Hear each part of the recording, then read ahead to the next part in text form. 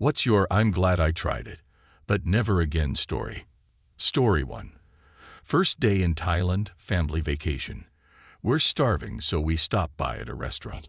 When we receive the menu, none of the things sound really appetizing to me, except for the meal that also happens to be the spiciest on the menu.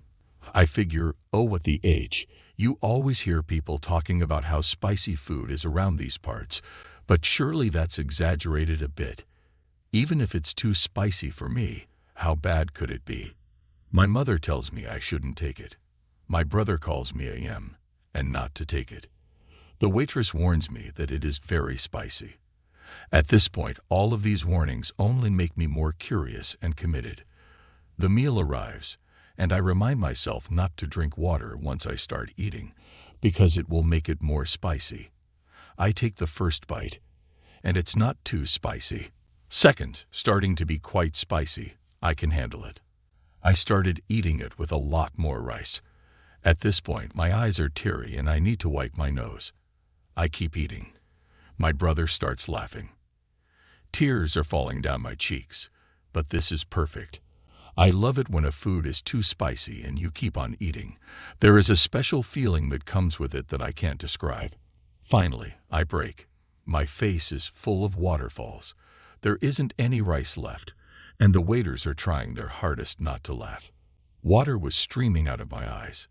But I was going to finish this meal. But first, water. I knew I shouldn't, but at this point I'm not thinking straight. I drink the entire glass and keep on eating. Different waiters keep bringing me more water to see me up close. My brother is laughing his ass off, but I am going to finish this. Finally, though, I broke. Water was still streaming down my eyes faster and greater than I'd thought possible. I'd stopped wiping my nose ages ago because it just wouldn't stop. The entire restaurant, my family, and myself are laughing hilariously. 10/10 experience and great story to talk about with friends, but I might not be so dumb in the future. Story 2. I went to a maid cafe in Akihabara. My friend, a Japanese woman, wanted to take me. Seriously, the whole experience was pure cringe. First, the maid said that I'm her master. Also, we had to say "Nyan Nyan" when we were ready to order. One of the drink options included a maid making your drink in front of you while chanting your name and clapping. I did not go for that one. While we were there, some other guests paid for the maids to sing a song, so we had to watch a couple of them shake streamers around and sing and dance along to a Dragon Force style anime song or something. We also had a picture taken at the end. We had to pose like cats. Yeah, it was awful, but at least it's something to talk and complain about with internet strangers. Story 3. My 13th birthday. I had 2 male friends have a sleepover. I am also male. One of the guys suggested, hey, why don't we practice? You know, for when we get the opportunity with a girl. So we had a gay 3-way. I bummed them. They licked my breast. One of them shucked me off. And when all 3 of us were sat in a circle wanking each other off, we looked at each other and near enough at the same time stopped and said, yeah, this isn't for us. Glad I tried it to know if I'm gay or not. Now know that I am not. Story 4. I got a tattoo a couple weeks back on my left shoulder. Tons of folks told me it really isn't that painful. It's just a scratching sensation. It's no big deal. So I went for it and got quite a large full-color tattoo. As soon as the artist put the tattoo gun to my skin, I realized I'd made a mistake. The pain is different for everyone, and for me it felt like a hot saw being dragged through the skin. About 5 minutes and I nearly fainted, thanks to a hot plus humid day. So we sat for 15 minutes. She got me a drink of Coke, and I ditched my t-shirt. We managed to get through the whole thing, which was the most unpleasant 3.5 hours of my life. Tremendous kudos to the artist for her patience with me. Lesson learned. Start with a sinal tattoo, probably without color, which will take less than an hour, just to get a feel for how much it's gonna hurt. Do not go for something big, and certainly don't go alone to a studio 2 hours from home. Story 5. Weed. Tried it once in Amsterdam with a mate who was experienced and was meant to take it easy and keep an eye on me because at the time I was struggling pretty bad with anxiety. Wanted to give it a go because I'd heard good things about it being calming. Nope. Got super paranoid instead, and my mate went too hard on the space cakes, so passed out on the bed. Thought someone was breaking into the hotel room, but was doing it wrong, and was going to cause the electronic lock to catch on fire and burn the apartment down. I was trying to figure out the best way to jump into a canal from a 3-story window. Last thing I remember was keeping the toilet door open as I went to pee in case I died while I was in there. Don't understand why having the door open was important, but it was so important I cried when my friend went to shut the door. Story 6. Going to Havana. I always had this ridiculously romanticized idea of what it would be like. Sunshine, cool old cars, dapper gentlemen, exotic women, etc. Turns out that no, it really is pretty much what you'd expect from a communist dictatorship that was forced to live under a massive trade embargo for decades. The food is terrible. The drinks are really nothing to write home about, except maybe to your dentist. The architecture is varied and wonderful, but unfortunately, it's also either in the process of collapsing or has had scaffolding around it for the last 25 years.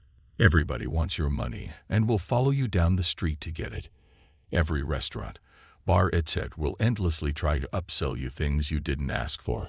Everywhere you go, a band will turn up unbidden, play Guantanamera, then ask for a tip. I'm glad I went because otherwise I'd always have it nagging at me that I should, but Havana is basically a tumble-down disaster area caught between two worlds and really not coping with either of them. I'll just go back to Lisbon or Barcelona next time. Story 7. Somehow got swindled by my wife into going to IKEA. As soon as we entered the place, I knew I was F. It was supposed to be a quick, let's go see what they have kind of deal. Nope. Once you get through the first level, they change the rules. You think you're headed to the kitchen department because that's what the pictograms tell you. But in reality, you've just done an incredibly frustrating loop back to your spawning point. Ok, so you think to yourself, I've been here before. I can get out of this. Nope. They changed the pictogram signs and rearranged all of the settings while you were lost. The area you thought was living rooms has been changed to bathrooms. They had these tiny pencils laying about for some reason. I had one in each hand, stabbing at my thighs to keep my reality in focus. I would mark the signs as we passed. I never saw my marks even though we were supposedly looking at the same signs. Gandalf said, if in doubt, Mariadoc, always follow your nose. So that's what we did. We followed the smell of some kind of cinnamon and creamy sugar to the end of the dungeon. The only reason I'm glad I did it is because I now know to never do it again. Story 8. I just went backpacking for the first time to a beautiful place hidden away in the mountains of Colorado. Camping out there was really fun. While carrying our stuff in on Sunday, a lot of backpackers wished us good luck and to look out for a very aggressive mountain goat that has been chasing hikers and backpackers around. We laughed it off and joked for the rest of that night about how a stupid mountain goat could possibly chase us, a group of 5 men. On Monday, we got back from a hike, and this huge ghost white mass was blocking our way to camp. Actually, it was in our camp. If you've never seen a mountain goat, as we haven't, you'll be surprised at how effing huge they are. This one was as big as a cow and looked like a ghost. It had long white hair that reached the ground, 2 7-inch horns that looked incredibly sharp, and probably weighed over 500 elves. Once he left our camp, we got back and ate lunch. While we were hammocking, one of my friends spotted the mountain goat literally sneaking around right up to us. This thing was effing huge and absolutely terrifying, and was absolutely silent. It was within 10 feet of us when we noticed it, and we immediately formed a 5-man mass and started yelling at it and shaking sticks, and some of us even held logs over our heads.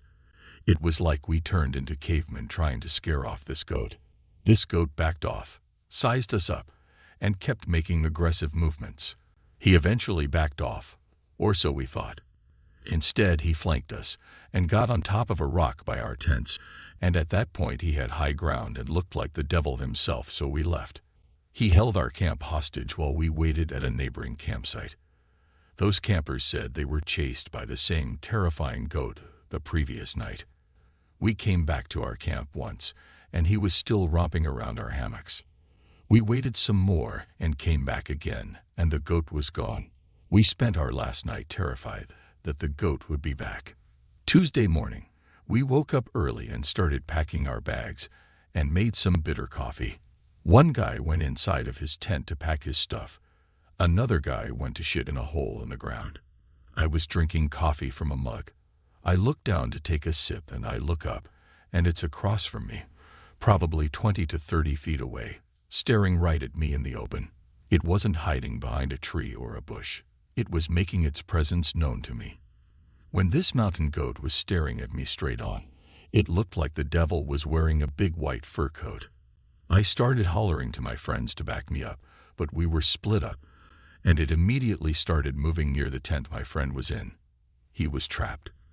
The rest of us, 4 guys, left camp to go down to the lake where we found 2 campers and their dog.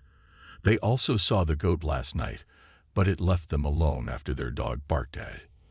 The campers had a pistol, so we came back up to camp as a 6-man squad to rescue our friend trapped in the tent. When we got back, the goat was still there. The camper with the pistol fired it off into the air, and that goat did not run. It hardly flinched. We walked into the camp as a group, and it backed off the high rock from the previous night, but went further up and higher this time. Our friend got out of his tent and told us how terrifying it was to literally have the goat breathe on the tent while he was paralyzed with fear. The goat did not leave us alone after that. He came back and watched from an uncomfortably aggressive position on the rocks as we packed our bags. The gun was fired into the air 2 more times, but this goat still did not go away. The camper with a gun stood watching it while we finished packing to leave. We literally left camp with all of our stuff while it was watching. I had 2 experienced backpackers with me. They both said they have never ran into an animal so aggressive or any type of wildlife run-in so dangerous. The guy with the gun said he had never had to discharge his firearm while backpacking before, and also had 14 years of backpacking under his belt, and still never seen anything like this. Everyone who had made the 7-mile hike to this beautiful mountain lake had encountered this hyper-aggressive mountain goat. It was terrifying, and I believe without a doubt that a mountain goat is one of the most dangerous and terrifying animals to encounter while hiking.